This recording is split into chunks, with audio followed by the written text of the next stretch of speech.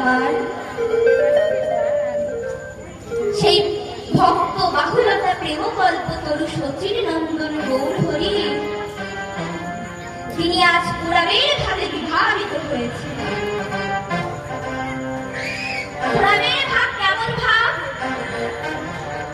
অর্থাৎ সেই দাপর যুগে শ্রীকৃষ্ণ অবতারে সেই মাধুর্যময় বৃন্দাবনে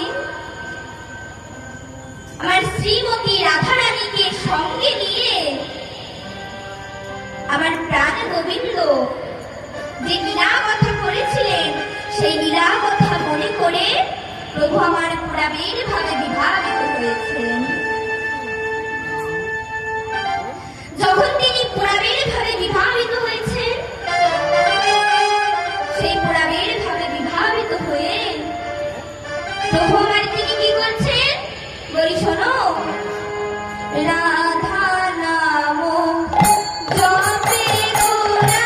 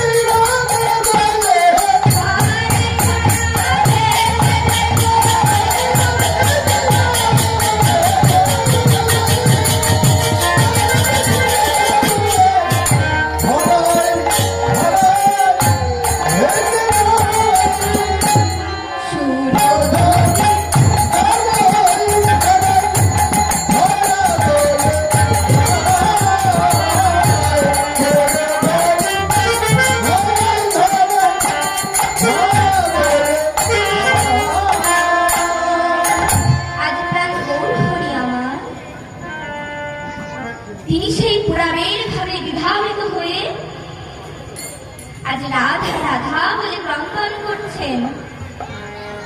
কেন জানো? শাস্ত্রী বলেছেন, গ্রহান্তে এক দেহে কভু না হয় রসাস্বাদন। সে কারণে প্রভু করলেন দুই দুই দেহ ধারণ। সেই দুই দেহে এলেন চৈতন্য গোসাই, নাম রস আস্বাদিতে দোহে হইলেন এক ঠাই। অর্থাৎ আজ সেই বৃন্দাবনের রাধা কৃষ্ণ তারা আজ কি হয়েছে না, দুই দেহ এক হয়ে এক মিলিত তনু হয়ে এই শ্রীধাম নবদ্বীপের মাঝে গৌর হয়ে অবতীর্ণ হয়েছে। সেই প্রাণ গৌর সুন্দর আমার প্রভু যখন কৃষ্ণ ভাবে বিভাবিত হয়েছেন, যখন রাধা রাধা বলে ক্রন্দন করছেন, তখন সেই গৌরী দাসের কণ্ঠ জড়িয়ে ধরে বলছে, ভাই গৌরী দাস বলে শোনো,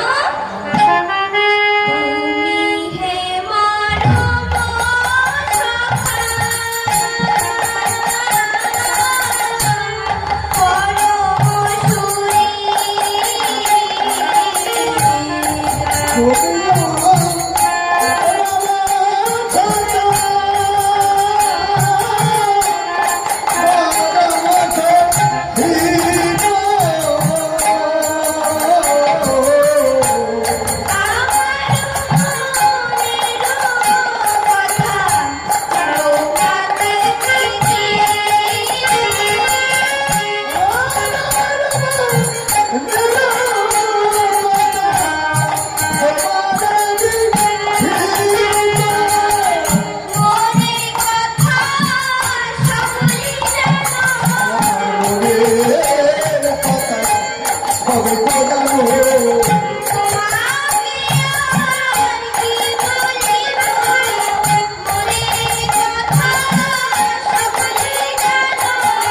কি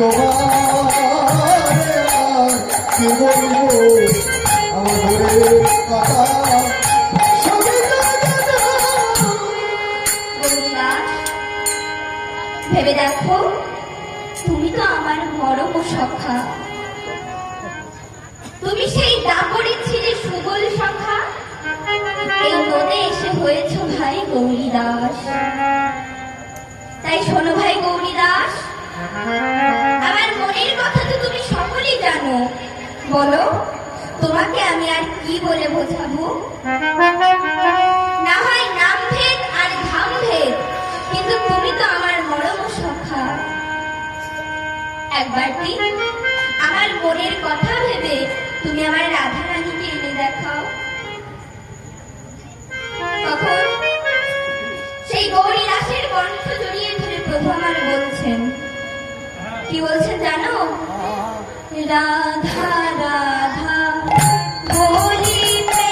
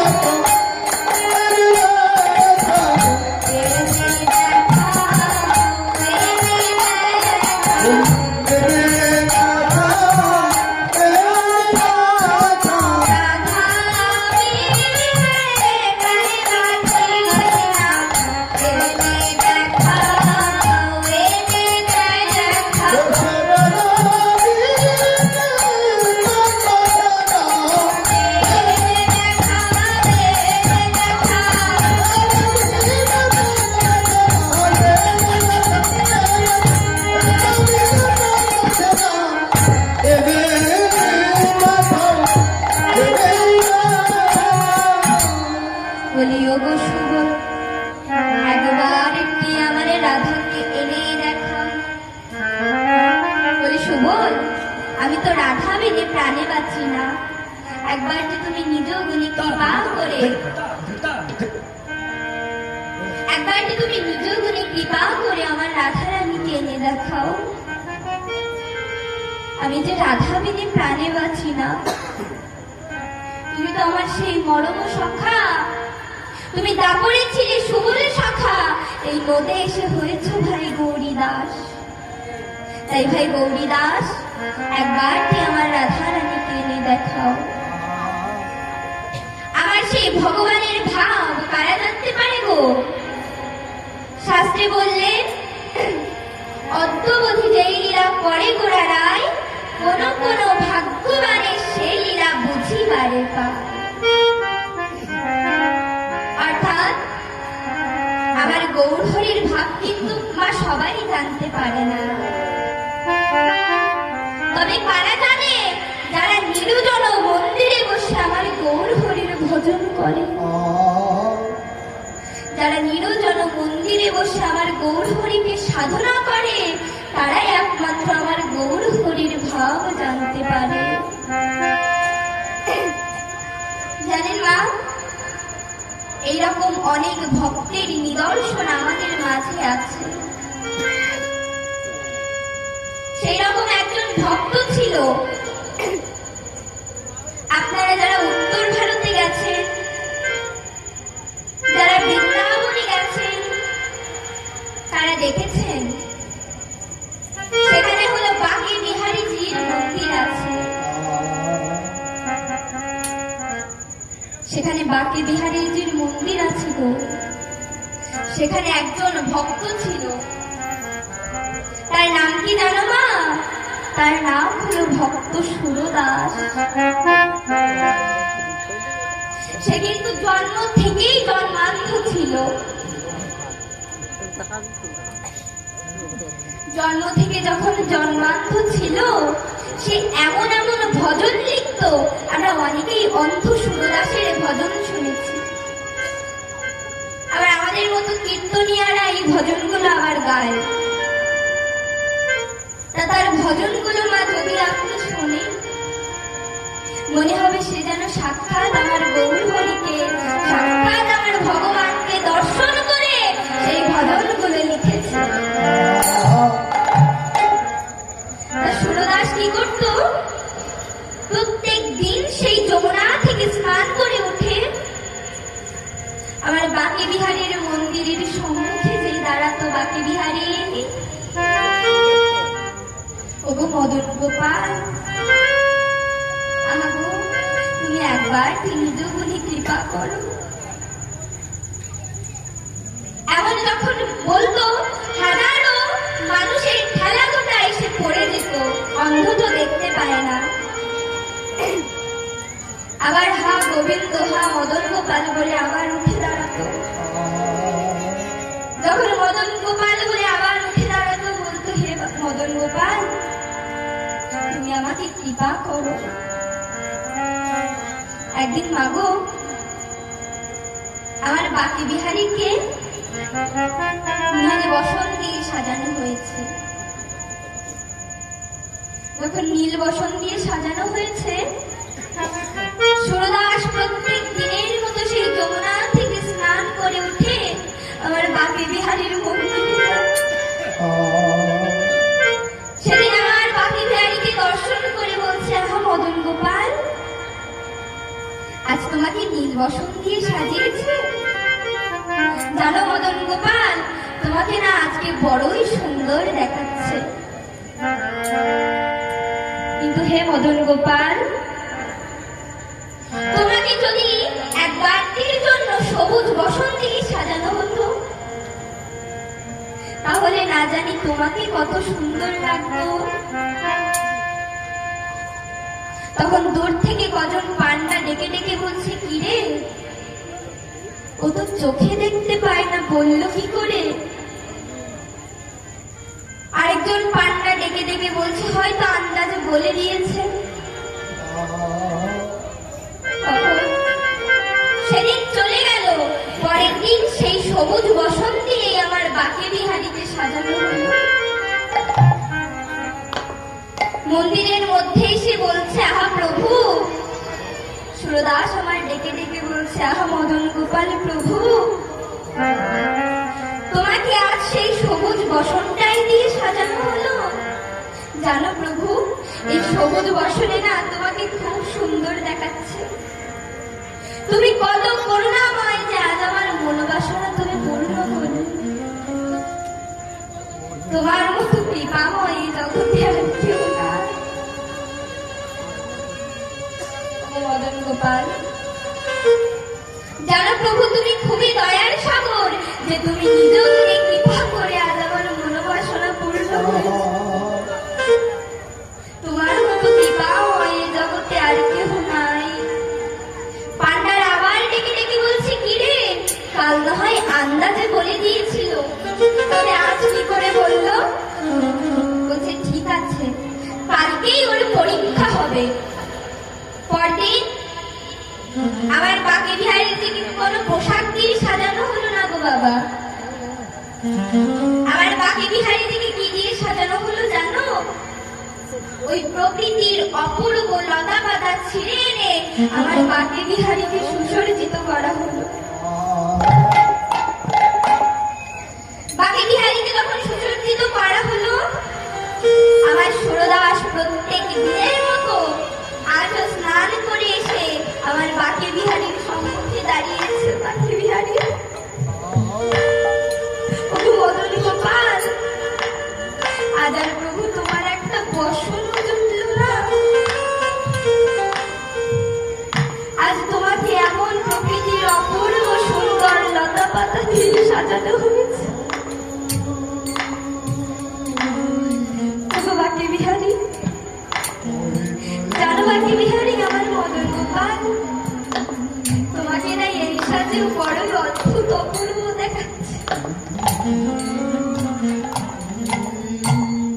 বাকি বিহারী, তুমি যে সত্যিই করুণাময়, তোমার মতো করুণাময় এই জগতে আর নেই। সেদিন পান্ডারা আছাড় খেয়ে সুরদাসের চরণে পড়েছিল, সুরদাস তোমার মতো ভক্ত এই জগতে আর নেই। ওগো সুরদাস, আমরা এই বাহ্যিক নয়নে ভগবানকে যতটা না দর্শন করেছি, তুমি তোমার হৃদয় নয়নে স্বয়ং ভগবানকে ততটাই দর্শন করেছো। জানো সুরদাস, আমরা না খুবই অভক্ত, ভগবানকে আমরা এখনো দর্শন করতে পারলাম না। কিন্তু সুরদাস, তোমার মতো ভক্ত যে জগতে আর নাই। সেদিন হাঁটতে হাঁটতে সুরদাস একটা গর্তের মধ্যে পড়ে গেছে বাবা। যখন গর্তের মধ্যে পড়ে গেছে, আমার ভগবানকে ডেকে ডেকে বলছে, ওগো মদন গোপাল, তুমি কি করুণাময় গো মদন গোপাল, যে তুমি আজকে আমাকে একটা গর্তের মধ্যে ফেলে দিল। তোমার করুণার সাগর আর নাই কেন জানো? ওই জনমানুষের গলা হলে আমি না তোমার নাম করতে পারতাম না। আজ তুমি আমাকে একটা গর্তের মধ্যে ফেলে দিয়েছো, তার কারণ আমি যেন নিভৃতে নিরজনে বসে একটু তোমার নাম যেন আমি করতে পারি। আহা করুণার সাগর, ভেবে দেখো তো বাবা, একবারে কি বলেছে, হে বাকি বিহারী তুমি আমাকে এই নির্জন গর্তে ফেলে দিলে? বলো। তা না বলে বলছে, প্রভু তুমি কি দয়ার সাগর, যে আমাকে এখানে ফেলে দিয়েছো যাতে আমি তোমার নাম একটু নিশ্চিন্তে নিভৃতে বসে আমি করতে পারি। বাকি বিহারী, তুমি এতটাই করুণার সাগর, ভগবান আর থাকতে পারলেন না, তো ছুটে এলেন আমার ভক্তের কাছে। ভক্ত যদি কাঁদে, আমার ভগবান কি আর থাকতে পারিব? কত বাধা দুর্ভূত করে আমার ভক্তের সম্মুখে এসে দর্শন দেয়। সেদিন আমার সুরদাসকে ডেকে ডেকে বলছে, সুরদাস একবার কি নয়ন ফেলেছে, দেখো আমি এসেছি। সুরদাস আমার কেঁদে কেঁদে বলছে, মদন গোপাল, এতদিন পরে তোমার এই ভক্তের কথা মনে হলো, তোমার মতো দয়াময় আর কেউ নাই গো। ভগবান বলছে, সুরদাস তোমার মতো ভক্ত নাই পৃথিবীতে আর কেউ নাই। তুমি গর্তে পড়ে গেছো, উঠতে পারবে কিনা তার ঠিক নেই। তুমি বলছো আমি নিভৃতে নিরজনে বসে একটু নিশ্চিন্তে তোমার গুণগান একটু করতে পারি। সুরদাস তোমার মতো ভক্ত নাই। সুরদাস তুমি নিজ করে বলো, তুমি আমার কাছে কি চাও? বলছে, প্রভু আমার না কিচ্ছু চাই না, কেন জানো? ওই যোগী যারে যোগে পায় না, সাধু যারে সাধনায় পায় না, সেই পরমেশ্বর ভগবান আজ নিজ গুণে কৃপা করে আমাকে দর্শন দিয়েছে। আমার আর কিছু চাওয়ার নেই। এ জগতে না আমার আর কিছু চাওয়ার নেই ভগবান। বলছে, সুরদাস তুমি তথাপি কিছু চাও, বলো তুমি কি চাও, আমি তোমাকে না দিয়ে কোথাও যাব না। সুরদাস আমার কেঁদে কেঁদে বলছে, প্রভু তুমি যদি দিতেই চাও, আমার এই নয়ন দুটি একবারটি ফিরিয়ে দেবে গো প্রভু। কেন সুরদাস, আমার এই নয়নে না তোমাকে কোনোদিন দেখিনি। একবার কিনা তোমাকে দর্শন করে আমার এই দাবি তো করার আমি সেভাবে করতে চাই। ওগো ভগবান তুমি একবার কি দর্শন দাও। সেদিন সুরদাসের নয়ন আমার ভগবান ফিরিয়ে দিলে।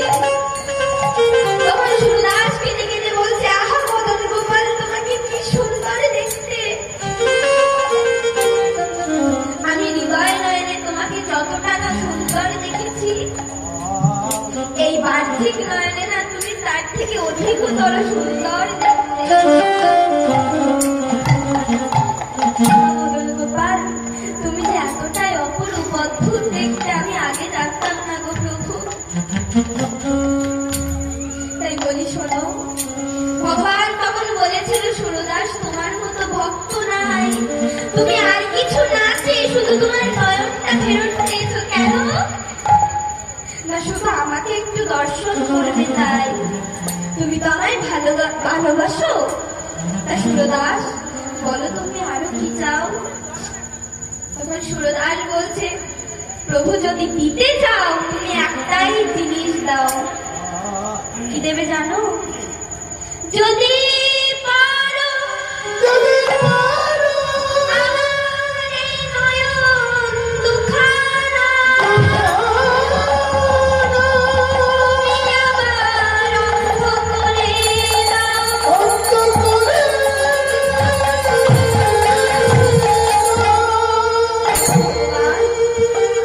তুমি যদি পারো, তুমি নিজগুণে কৃপা করে আমার এই দুই নয়ন আবার অন্ধ করে দাও। কি বলছো সুরদাস, আমি এ করতে পারবো না। প্রভু, তুমি নিজগুণে কৃপা করে আমাকে অন্ধ করে দাও। কেন সুরদাস, তুমি এমন বলছো কেন জানো প্রভু? যে নয়নে না আমি তোমাকে দর্শন করেছি, তোমার